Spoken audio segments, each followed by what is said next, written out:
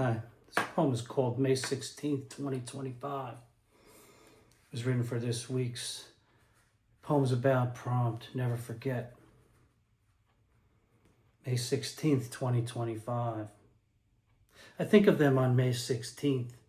In fact, I memorialize them every goddamn day.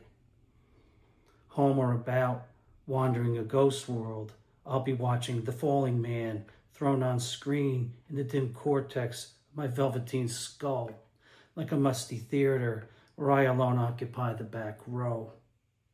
Dust motes circle the carbon arc beam of the projector humming in my good ear.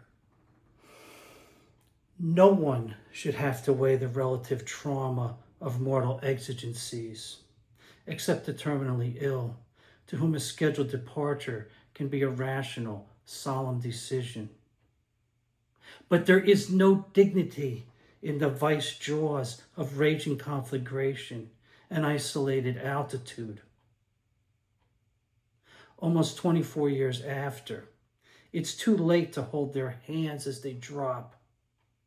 We will never forget, a handy slogan for the glib, the political, and the aspirational. But for the empath, a life sentence. So obviously it's about the jumpers on 9/11. And I want to make it clear, I'm not saying they don't have dignity. I struggled over that word. I couldn't get a word to fit. I'm saying the terrorists removed dignity from the equation in that whole situation.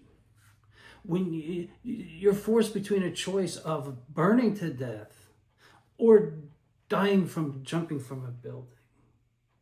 Dignity is not in that equation.